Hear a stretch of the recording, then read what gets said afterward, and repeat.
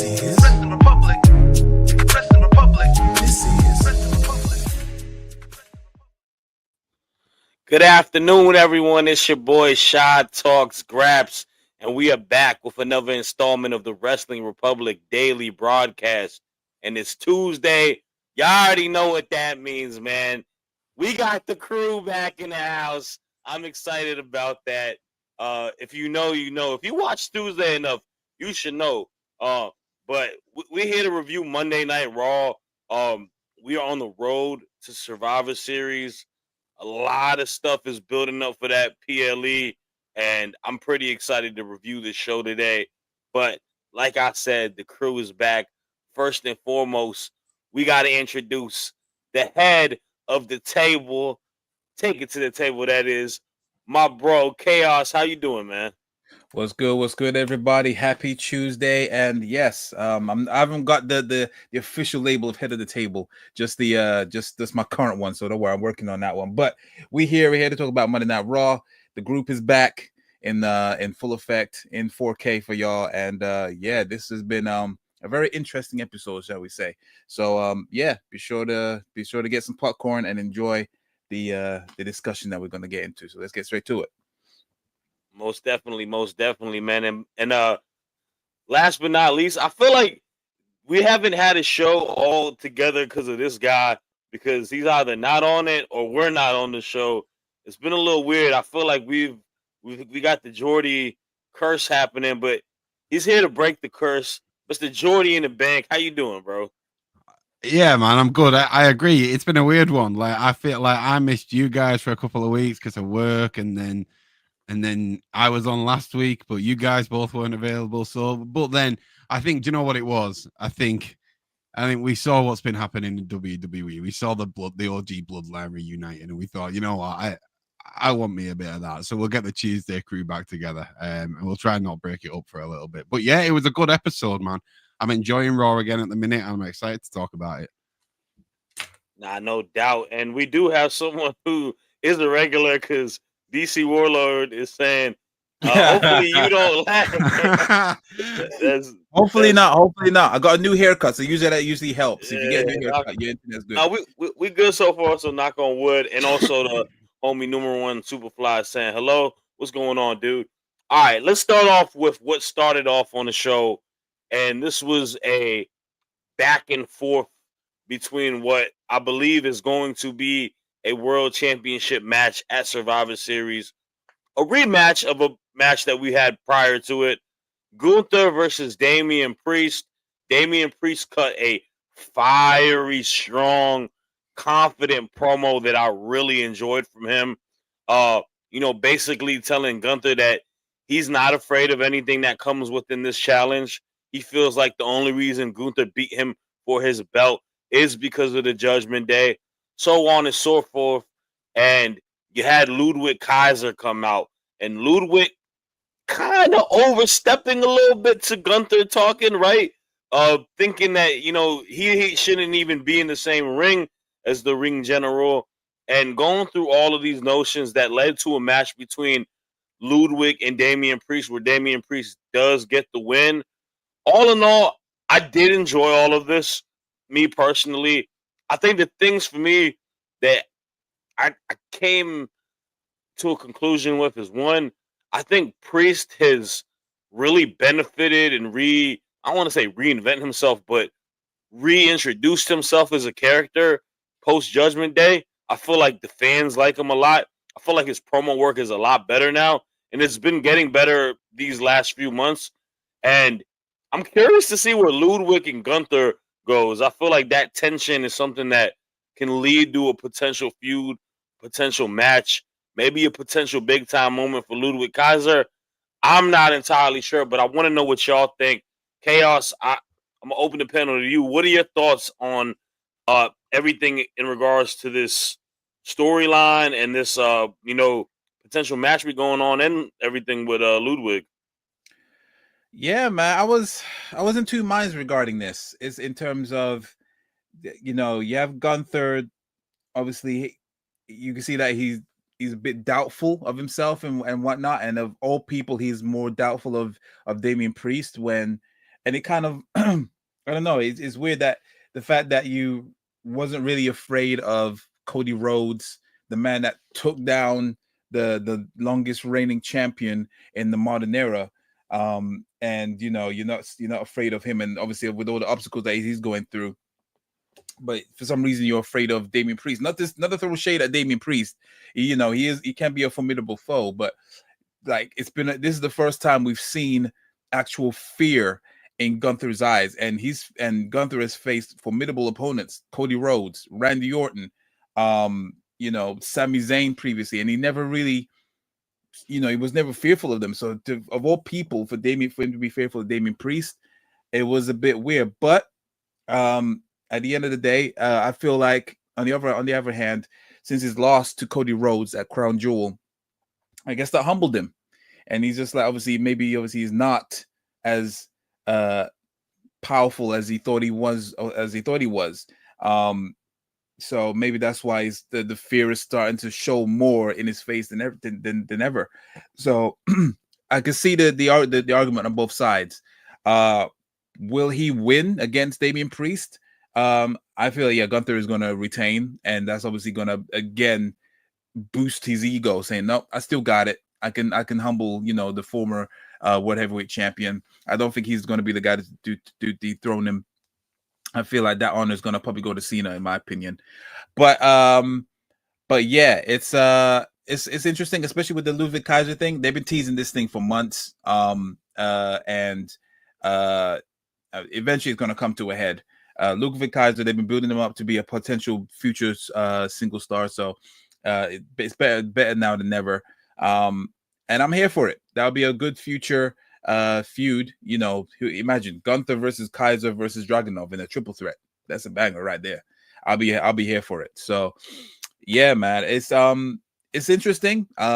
It definitely builds up Damian Priest's stock, because at the end of the day, like, we're running out of opponents for Gunther to be concerned about. So the way they're doing it is pretty good. So yeah, I'm loving it so far when you really look at both sides. But yeah, if you're asking me who would win, is definitely going to Gunther to retain till at least Mania, I'd say. But yeah, that's my thoughts. For sure. And I'm tuned to the IWC streets. Unfortunately, I spend a little too much time on Elon Musk's app, but a lot of people have shown a bit of frustration in regards to this match happening again, and I think a little bit of frustration of what a lot of people are saying in the comments, the potential of him losing due to the Judgment Day with Balor. Somebody even said Carlito. Number one, I can't put your comment because I think there's a word I don't want to post up over there. But there's a little worry on that. I'm not gonna lie, because I kind of just want Priest to be done with that. But in the same breath, I don't want Priest to beat Gunther at all. I do agree with you. I think Gunther's reign deserves to extend for a little bit more time. I don't think I'm just glad. Oh, sorry. Yeah, I just want to say I'm just glad I'm glad that they actually rewarded him with the rematch. He's not been one of those champions that is just, they lose it and then they just move on. They're actually giving it, they went back to it. That he actually, even though he had to fight for it, but I'm glad he's getting the chance to regain his championship and then just move on. So that's one thing I do appreciate that. So yeah. Yeah, nah, for sure. And Ludwig Kaiser to me is an interesting professional wrestler because whether people, I know a lot of people don't like who I'm about to mention, but the Undertaker speaks very highly about Gunther, and he spoke very highly about Ludwig Kaiser. Ludwig Kaiser does have a character, the mic ability of a wrestler that we would be fans of back when we were watching wrestling as kids, right? He is a little bit of a guy who could definitely be possibly a plug and play in the ruthless aggression era, maybe the attitude era. Like he's really well rounded, and a lot of it is due to just the guy is so good on a mic, man. He talks with a lot of confidence. He plays the heel character very, very well. And I know a lot of people were upset that Imperium, the tag team, got split up, but anytime you see a silver lining where there's a superstar that can reach a higher potential that is bigger than the tag team, I don't think it's the wrong choice. It's kind of why I say about Montez Ford and the Street Profits.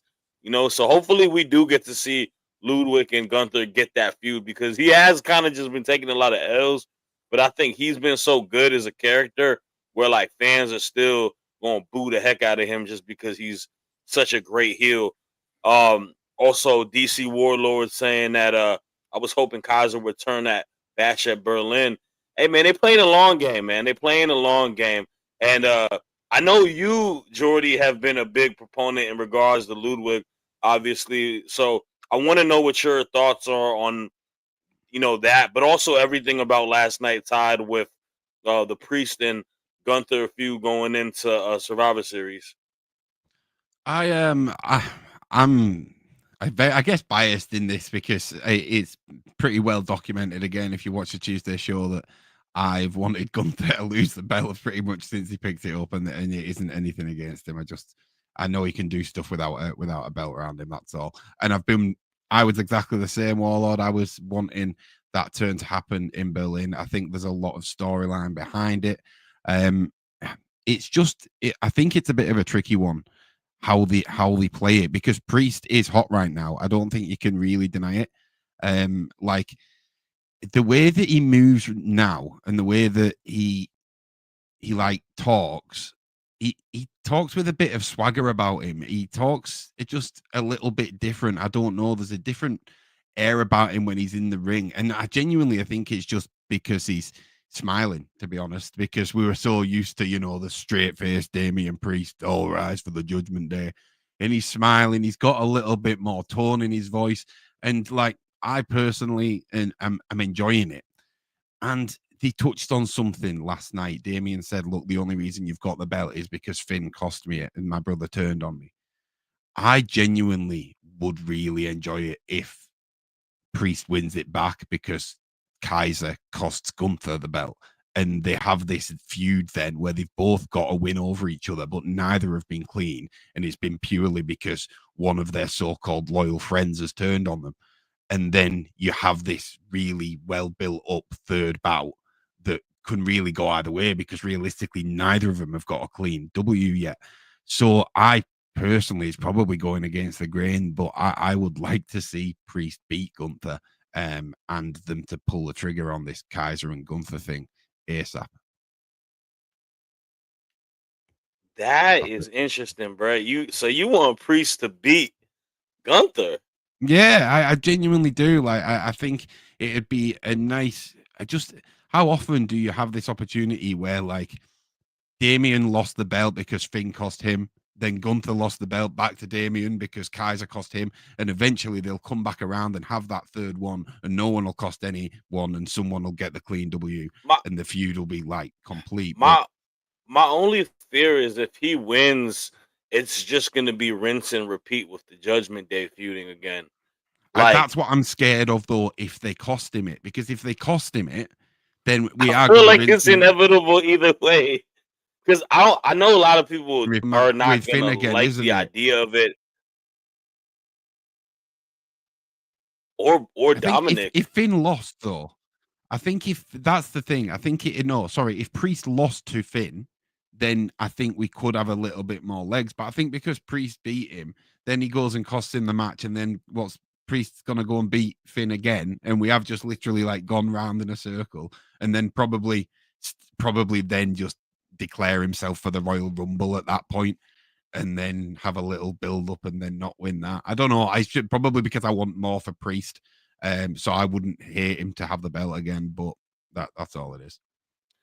Yeah, it's gonna be interesting to see. I don't know though. I don't know. I like Priest a lot, and I do want him to have another title reign, but I don't know if I want Gunther to lose just yet. But you have a compelling point to it. And I guess we'll just have to wait and see what goes on. It's definitely gonna be it's gonna be a good match. Those guys definitely have good chemistry in regards to in ring. So I'm excited to see them wrestle again. Gunther's having a hell of a year too. So but let's get to the next topic because speaking of the long game, it seems like this New Day story has been happening for quite a while. I feel like we've been talking about it for a couple months now, and I guess we got a little bit more of a a forward step yesterday, right? Backstage, Kofi apologizing to R-Truth, kind of talking smack about Xavier Woods behind his back without him knowing there. And then Kofi fighting in Truth's honor going against Pete Dunne, who's been having his issues with R-Truth. And, the same dynamic, a loss happens because Woods is trying to help him out in a more heel tactic, but Kofi's not, abiding, and he takes the loss. And then you see a little bit of an argument with them. Kofi pushed him, right? A little bit of a shove with him, and they're teasing it. They're really making us believe that this is gonna happen. And I'm getting scared because I'm starting to get to the point where I'm just like, just give us what's gonna happen already. Like, we're doing kind of the same type of thing every single week with them.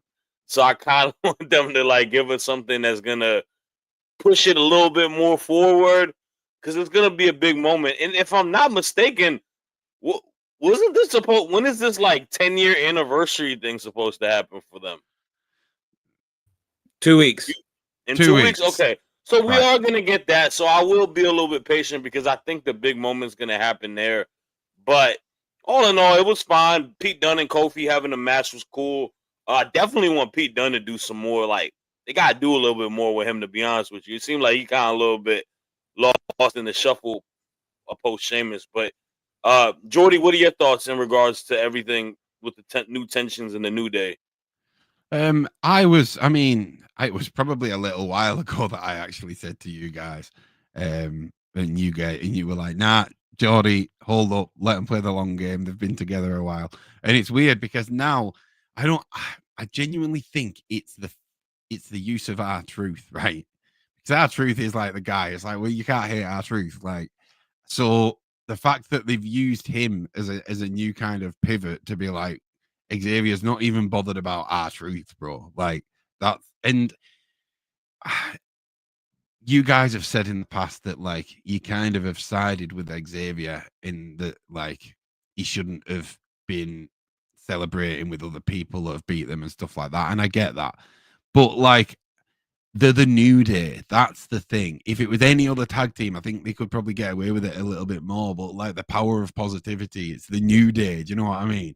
So to see the New Day use any form of heel tactic, like, I think I am fully siding with Kofi at this point, because like, you've got to do the right thing as the New Day. The whole kind of thing is that love will defeat hate, good will prevail over bad.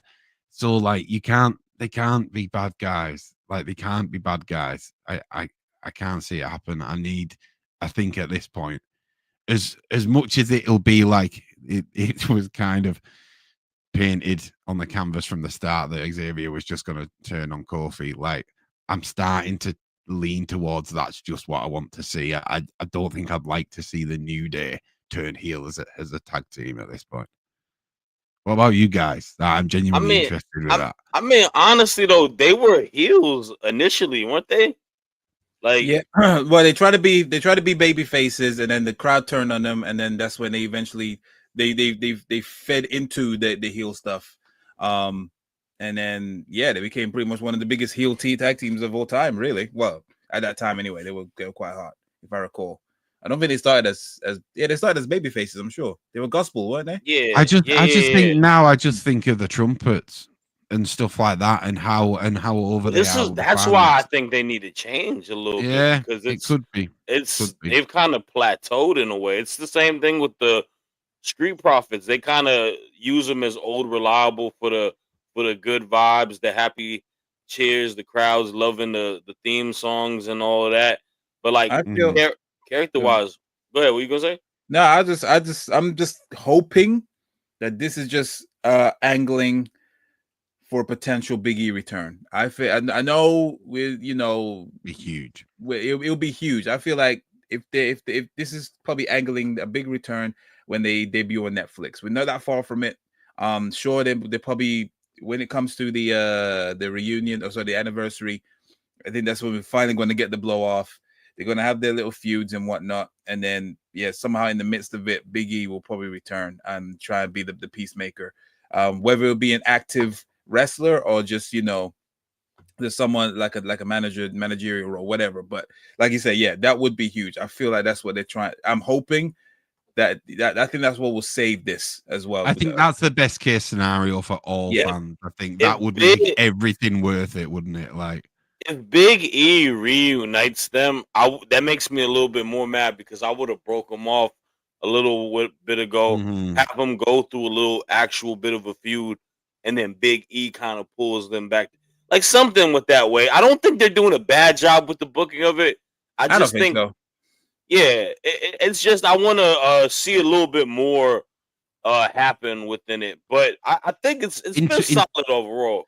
In terms of Pete Dunne, Butch, this is the thing, right? And I'll say the name that I don't want him to be named as, and I agree with the need to do more with him. His gimmick can't be "Don't call me Butch." Like it worked with Sheamus because like that was the thing. It's like, nah, you made me that guy. It didn't do anything for my career. Stop calling me that. Like, but with everyone else, like his gimmick from this point on now can't be "Don't call me Butch" because that he deserves better than that. Yeah, they haven't turned it into a T-shirt yet, so yeah, I think you're there's still hope. You never know. I mean, Hunter know how to book him. He had him in NXT, so let's see what's up. We got a couple comments in regards to the New Day. Xavier put his job on the line for the fans that hate the New Day the first time. I believe that's correct. Yeah. Numero 1 is saying that once they reach the New Day celebration, Xavier will turn on Kofi by putting him through a television. A Jerrytron 3000, definitely. Shawn Michaels Jericho style. I like that. And then Sean Ellis got some strong words, as he always does in the comments. The New Day is born just like their enhancement status. Man, bro, what did they do to you? You want them to go to AEW? I know you're a big fan of them, bro. I know you love that. No, his next comment is a bit, but I can agree with that though. Nah, what he said? His next comment. Yeah. Yeah. We'll get to that in a second because that is the next topic at hand. But before we do that, we definitely want to talk about something that we feel very strong about over here, and it's tied to professional wrestling, and that is Demand Progress Plus. Man, look, Progress is absolutely killing it. We talk about wrestling in totality. They are a very thriving promotion, obviously across the pond for me, but I've really enjoyed watching them, and y'all should enjoy watching it too. And they got everything accessible. If you use the code Watch Progress, you get half off the first month of Demand Progress. That is the home of Progress, Defy, and a lot more. There's a lot of stellar independent wrestlers on Progress, but you can also go back and see some of your favorites that you see in WWE as well. Defy, they are absolutely killing it too. They got a lot of big time names, a lot of history, rich history going on there. I highly recommend doing that. And I'll give y'all a little bit of a spoiler right here because I kind of want to. They got a pay-per-view coming up very soon that y'all should definitely be tuned to. But we got a special guest coming this week's Sunday Spotlight for that pay-per-view. So tune into that and keep supporting them, man. They're doing great stuff. So the Progress. Let's get to the next topic because this goes to a comment that I want to show out the gate. And then he says, after the Y6 segment, honestly, War Games should be the final testament versus the Y6. We got some pretty good progression last night with the Y6 and the final testament. And I'm just going to cut this to myself because I have breaking news. The Final Testament are no longer the worst wrestling faction in professional wrestling. I repeat, the Final Testament are no longer the worst wrestling faction. Karrion Kross, I applaud you, brother. You, as a star of your team, took them out the mud. Had to pull those two big guys out because I know that's a lot. That's a lot of weight to pull out the mud for them two. And you were able to rise from, I'm not going to say you rise from the ashes. You're still relatively low on my power rankings. But y'all aren't the worst anymore because I'm liking everything that's tied to this storyline with them and the Wyatts and everything incorporated with The Miz. Last night, The Miz told him that he was spooked out, saying that I apologize to them. I don't want to deal with them anymore. And then they take him to the middle of the ring, ready to beat him down. And then the Wyatts come out, and little do we know, the Miz was in all of this. He outsmarted the Wyatts, came and hit Eric Redbeard with a chair, and the Wyatts are left kind of losing in the initial fight. Although Uncle Howdy is just chuckling and laughing. I think this is like the perfect opponent for the Wyatts, just because their type of style and gimmick is very similar. But I also think Karrion Kross is really creative too, where I think this might be something good. And the Miz tied to it, weirdly enough, sparks my interest enough. I don't know. But we got people in the comments saying they want to see a War Games match with it. I want to know how you feel about it all, Chaos. Yeah, let's break it down. I mean, I agree with you in terms of the Final Testament has been resurrected, and actually be a can be taken somewhat seriously. I've always said that Karrion Kross is great on camera. He knows how to be intimidating. It's just obviously the material that he's been getting has not been the best. I think the fact that they've kind of dropped this cryptic, playing with cards stick is definitely play to their strengths, and then it's not right in the forefront as it used to be. Just from the beginning of that segment, when obviously they approached Miz, and Miz said he wants out, all that stuff, and then Karrion Kross is like, he was just shouting at Miz, and was like, remember that week when I said that I was going to break your legs? AOP, take him, let's break his legs. And he just dragged him right to the front. And then obviously you ought to know that for it to be a ruse. Miz, I don't know how he busted his eye though. That was so random out of nowhere. But yeah, AOP, I can't. It baffles me of a tag team that's been there for so long, and they still look green. It's weird. Like they almost messed up their Collider finisher. I think they barely just bumped them, and then I think the one on the right almost took out the Miz on his side with the power bomb, and even Miz was like, "What the hell are you doing, bro?" Like, I don't know what is up with them. I don't know if it's nerves, but I mean, like, you've been there for so long, and you just look like you're just like deer in the headlights. Sometimes it's weird. It baffles me. So to that comment, I do agree. AOP sucks way more. But as a collective, they're way better than Pure Fusion Collective. But they as a group, they are formidable, and I do like the way they're going with this. Would I want to see them in a War Games match? Hey, I'm gonna say it right now. I think that story is more well built than what we're getting with the other War Games matches that was announced before. Other than the Bloodline match, I would rather see that replace that, because we're gonna get into it later, and I'll rant on that in a bit. But yeah, no, I'm liking this, and I love the ending as well. When obviously you see Howdy just laughing, and then Karrion Kross had that Gunther look, like, yo, what is up with this guy? Okay, I may have bitten a little more off than I could chew. So right now, I'm liking it. It's giving something for the Wyatt Six to work with. It's the perfect faction for them to work with. And yeah, I can't wait to see what they're gonna do next. I can't wait. Hopefully they do get a match on Survivor Series. But yeah, so far so good. Nah, for sure. And I gotta agree. AOP does absolutely nothing for me as a tag team at all. Like, I don't know. They look, the thing is this, they look like two bigger, unathletic Bronson Reeds. And I wish the War Raiders were in Final Testament instead. Yeah. Yeah, I feel like that honestly, faction with the War Raiders. Now they're not Viking Raiders. The Mhm. War Raiders, I feel like, could fit into the Final Testament, and Yeah. they would just make it a better faction. Like, 100%. I agree. I actually think they would fit the aesthetic probably better than AOP. Like, it's weird. I think we even talked about it the other day. Like, it's really me giving Karrion Kross a lot of credit. I think Karrion Kross, even as a solo act, might have more shelf life and be better. I think he's found the confidence within himself.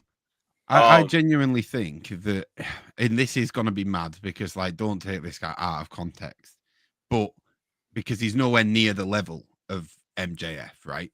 But I feel like, given the freedom to say more stuff and not have the WWE, you have to say the right thing. I think Cross could deliver a one-liner to someone in a 100%. similar fashion that MJF does. Do you see what I mean? I feel like he's got a similar delivery to his lines, like you said with the breaking the leg stuff last night. Just little things like that remind me of MJF in him, and that's not a bad person to be compared to at all, is it? No. He's got more of a serious threat than the MJF though, because Mhm. MJF has a lot of cheeky humor to it, a lot of a lot of like a lot of it's like a mix of like how like LA Knight and the Miz like kind of do, except it's a lot. They let him have more free range. Obviously, they don't neuter. I see it that he has more acting chops, and that's Mhm. like MGF has acting chops, Yeah. and Karen Cross, he knows how to deliver lines and make you be convinced that he's not that guy you want smoke with. You know what I mean? So See I him think snap a baseball bat. Like, yeah, that's what I'm with an saying. arm Like, bar, guys, whatever he did. Like, Bro, nope. but No, thank you. conviction and believability are a big part of what gets Facts. fans invested into Facts. professional wrestlers. You know what? It's not a topic, but we could talk about for a split second. PFC, Pure Fusion Collective. I don't believe any of them as a unit except for Shayna Baszler. I don't think any of them Exactly, and that's not as a are unit, is it? That's I believe even in as Shayna. individual superstars. I think Zoe Stark is the most zero character women's wrestler on the roster. Yes, And she it's a can shame wrestle. 'cause she's great. She's such a good in-ring wrestler, and that's not knock on what she does in ring wise, but she's got zero character, no personality oozes out of her. Sonya Deville, she's put in. They're trying to make a wide receiver play quarterback. She's not in the right position right now of how her character should be. Her best character was the stuff that she was doing with Mandy Rose in the Otis, right? Being that sneaky person. Or the best stuff that she did was when she was general manager. And then when she got kicked out of the general manager, I feel like the old regime kind of maybe saw, and that's not me trying to compliment the old regime, I swear to God. But before she got hurt, I feel like there was a better understanding of her character than what it is now. I think she was heading in a good direction with Chelsea Green as well as a tag team. I 100%. think them two had legs together. Like And they because could that have. fits what that.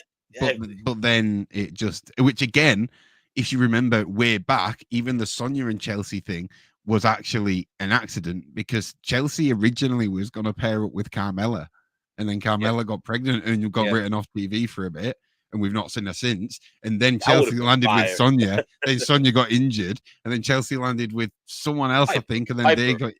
Didn't someone else get injured though? Because there was like a joke about Piper. Chelsea's partners. It was just like curse. You just kept jumping around. Yeah. From one person to the next. Yes. I mean, her and Piper worked too, so it's all good. I agree. This is the funniest idea I've ever seen pitched. Omos in the final final testament. That is crazy. I don't think that's gonna ever happen. No, I don't even think know what Omos is doing. I don't think Omos would want to be in the final testament. Omos is happy just collecting his paycheck until whatever happens. But on the Undertaker podcast. All right, let's get to the last topic because this is what main evented the show. We had a title match: Liv Morgan and Raquel Rodriguez versus the two most dominant female superstars on the Monday Night Raw, SmackDown, NXT roster: Jade Cargill, Bianca Belair. Another win. A lot of shenanigans, a lot of interferences popping up. Nia Jax, Tiffany Stratton came out. Io Sky came out. Something's telling me that this is a build to War Games, and that's what it says also on the topics. And I'm going to be honest with you. I don't like how it's being booked because it just feels like y'all just throwing a lot of stuff and seeing if it sticks. And at the end of the day, will the match be good? Absolutely. you got Io Sky, you got Bianca Belair, you got Jade, you got Tiffany Stratton. Um, the superstars, without a question, are going to deliver, but randomized booking, not really tying in a lot of stuff. I mean, Io still got to go against Liv Morgan, right? They got a whole match, but then Io was also supposed to go against Jade and Bianca with Kyrie. So why is she siding with them? And then you got Nia and Tiffany going for the tag titles, but they're already Nia's already a champ. And then Tiffany got the whole thing with Nia. And then it's just a lot going on. And I know we've kind of had little spurts of all these feuds individually happening, but y'all trying to blend it all together just has my mind doing mental gymnastics. So I don't know how I feel about it in regards to how we're getting there, but I do always like the War Games matches. Chaos, I'm gonna kick it up to you because you said you got some words to say about it. So let's get He doesn't into look it, bro. impressed, does he? He doesn't look happy. Why you do it? You know what's gonna happen. Ben Allison and everyone else is gonna get their pitchforks for me, boy. But I'm ready for it. All right. What are we doing here? In the words of Clark, what are we doing here? It's like I said, it's just they're just throwing it there just for the sake of doing it. I think that Survivor Series, I agree. I think they're definitely building up to a women's War Games match. But this is almost like we're going backwards in terms of with all the themed pay-per-views, and everyone needs to be in a Hell in a Cell match because it's that time of the year again.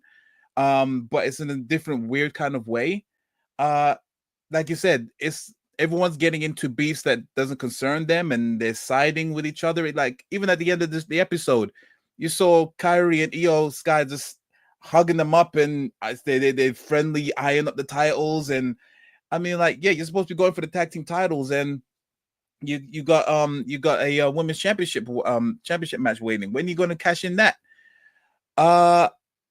Obviously, yeah, I agree what you said, Shad. It's going to be great. They usually are. You got Io Sky in there, so 99%. There's a 99% chance she's going to throw herself off the top with a trash can on her head. Fair enough, but I'm sorry. This is not what we needed. Sure, everyone's going to get airtime and all that stuff. I get it, but yeah, it's just been mushed together so haphazardly that it felt like they just was so focused on the bloodline thing. And then they just realized, oh shit, we haven't gotten anything else. Excuse my French. We need to, couple this up and then just throw it on there.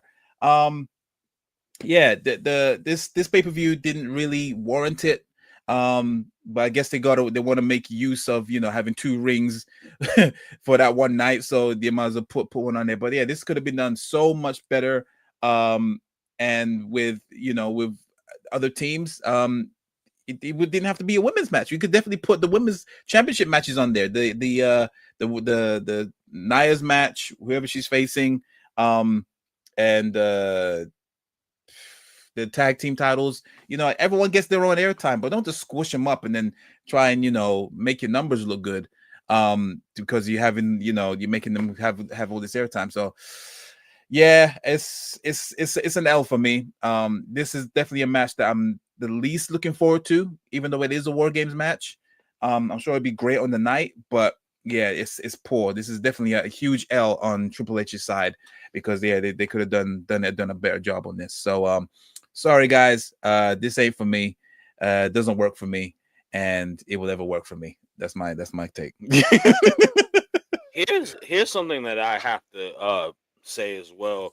I think the main roster has a big issue with the title picture because from how everything is being booked and how everything is positioned at the current juncture, the most important title on the main roster is the tag titles. Jade and Bianca are the center of the women's division on Raw and SmackDown. Your world champions both want the tag titles. Nia and Tiffany won it. Liv and Raquel. Who the hell is fighting for these two world titles that these women have? What Io and Kyrie want these tag teams? I don't know if it's because we have an issue due to Bianca and Jade just being the biggest stars on the promotion, or if the booking is just that bad for these titles. It's kind of concerning a little bit. But I do understand. I mean, it is Bianca and Jade, but And go yeah, ahead. and like, when are we going to crown the new Women's United States champion? That could have That too. you could have thrown that on there. I think that'll be a more interesting match than this. This is They the didn't thing. even Also, mention it last night. and obviously, I'm gonna pass it to you in 1 second, Jordy, because I want to know your take on it. We're gonna go a little bit of overtime on this because this Yeah, we topic have to. got us a little rallied up, right? Y'all don't need to have like Survivor Series is a pay-per-view. It wasn't a War Games pay-per-view from the existence of it. War Games was an NXT thing. A lot of fans who love black and gold wanted it implemented onto the main roster. I get it. I understand. I feel y'all. But when you have that and you wanted the gimmick match to be then, this is where you come into the issue. This is where the issue arises. You're force feeding us and hyper booking storylines. The same thing is even with the men's one. I'm gonna be real with you.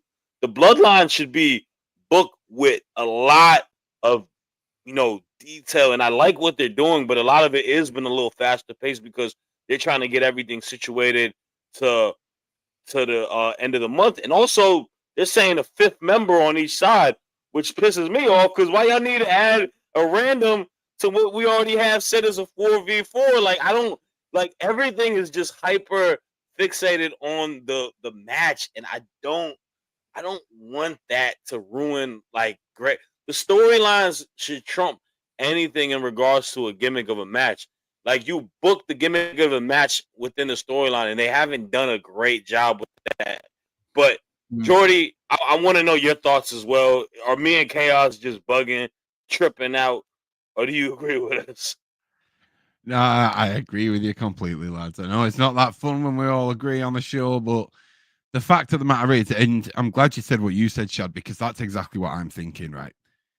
The damn Bloodline War Games match books itself. You don't need to put a lot of thought into it. And it really feels like they haven't. Like, in comparison to some other in the past, some of the intricate storytelling that's taken place with the Bloodline, it doesn't feel like that. It genuinely, I don't want to say it, it feels a little bit like the last season of Game of Thrones. Like, I'm going to be happy with the destination and happy with how it ends, but god damn, it feels rushed that we're going fast to get there. Do you know what I mean? When it used to be so slow, every other progression used to be so much slower. So if what we were watching with the Bloodline reunion and what's happening right now, if it was like genuine cinema, like unbelievable level of like well written plot was fantastic, then I'd almost give him a pass and be like, you know what we're getting there is so great. I understand you're putting so much effort into that you've kind of let the women's War Games match slip a bit. But that's not the case, is it? That's not the situation we're in. We're in a situation where we're just waiting for the Bloodline match to book itself, even though, like you say, we all want it to be 4 versus 4, and 8 people's enough in a match. And now, it just feels messy. It just really just feels like Eels getting thrown in there to do a spot with a trash can, which I will enjoy on the night, but they deserve better. They deserve a better way to book it. And whether they could have gone 3v3v3v3, you know what I mean? Or so they could have done something a little bit different. And it just feels like, I don't know, like genuinely like you're playing a game and you've forgotten it and you've been like, right, okay, let's just get the biggest stars possible and throw them in. And to your point, Shad, about the tag titles, I agree. It's not making the world titles on either brand look great. But the one thing is, I can't see that we use Jade and Bianca are the bigger stars as an excuse, because that will always remain the case if we just don't give anybody a chance, when the perfect chance to make some more stars are when those two have the tag belts and the world titles are held by people who aren't them, you know? So it just, it feels messy. Even there's probably a reason that we all feel like it's being booked messy. I don't feel like a great deal of thought has been put into it, unless something happens in the next couple of weeks and like we all are like, wow, didn't see that coming at all, unbelievable booking, we'll all shut up. I just don't feel like it's going to be that way. I feel like it's going to get to the night, we're going to watch the match and we're all going to go, great match, yeah, but at the end of the day, it almost feels like the crown jewel match, and I don't want it to feel like that. Do you know what I mean? It's like, yeah, I know it's going to be a good match, but I don't care. So I don't want these 10, 8 women, whoever it is, to be involved in that. And it could have been Damage Control and Jade and Bianca, but now Dakota's back and Naomi's already involved, so that screws the numbers there. So it's like, the thing is this: I'm cool with it being the Naomi, Jade, and Bianca because they obviously move as a unit, but there isn't a feud that ties where people should get. It just there's a lot of there's gonna be an outlier in the situation at the end of the day on the numbers game. But to what you said in regards to that, that's just how it is, though, man. Like, it's the same. It's kind of how the women's division has been for a while. Like, even with prior to it, Charlotte, Becky, right? The reason they're in the title picture is because they don't really build no one up to get to that level. It's the same thing with a Bianca. Like, they're and they built them up, so they do have to build up some more women to kind of do that. And you got Liv. Liv is doing good.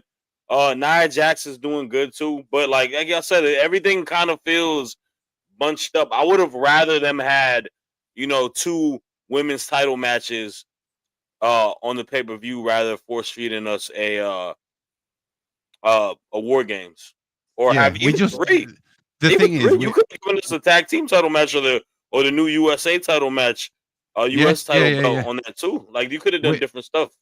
We have to do our jobs and call out Triple H and WWE when the booking isn't to the level that it's because of everyone's so quick to applaud Triple H and the Triple H era because of good booking. But we do equally have to call it out when it's bad. And I mean, not to sound like Roy Keane, you probably won't know who he is, Shad, but I mean, it is his job to book it well. Like that, that is his job. So we're applauding him for doing his job. Right now, I don't think he's doing it to the best of his abilities, I guess. But hey, we unbiased here, man.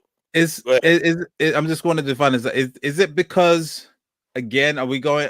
Is anyone taking into the fact that again it's going down to 2 hours, or is that not really an excuse? I don't think so because they did have the 2 matches they had last night made sense. I feel like the thing is this. I feel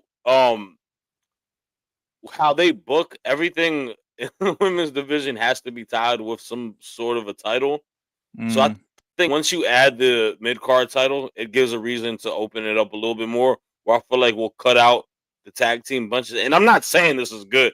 Like, I would rather it be a more even playing field. I'm not justifying this. I'm just saying the reality at hand, right? This is a situation that's kind of at hand. It's the same thing in AEW. AEW is a lot worse too, by the way. Like, we didn't talk about that. Like, they had 10 minutes for 3 shows last week, which is kind of crazy. I think Ben said it was like a 45 seconds on Collision. Yeah, Collision. I mean, you could have. It was 1%. Yeah. I mean, granted, nobody watches Collision anyway, so that's neither here nor there. That's neither here nor there. We'll have to wait and see. And also, yes, Dakota Kai did return yesterday. It was great seeing her. So it's great to see Dakota back. Yeah, hey, but, you know what? Yeah, the Collision's gonna be pissed when Saturday night main event is gonna be on Flipper now. Oh, and that's a TV special. I mean, their backs are against the wall every Saturday in regards to WWE, when especially pay-per-views or PLEs happening. Like, their viewership is definitely going to dip even lower than it is. So, but that's on their half. They still getting on TV, but that's all the time we have, man. We went a little bit of overtime, but that last topic definitely needed a respectful amount of analysis from all 3 of us. We appreciate all of y'all in the comments, commenting, everyone watching on Instagram and all the other platforms. We are back same time tomorrow. It's news day, so it should be a fun one. And also, if you don't have anything to do this evening, NXT Off the Air, myself, Clark, and Drizzy will be breaking it down 10:15. So go ahead and do that. In the words of Jay Uso, deuces.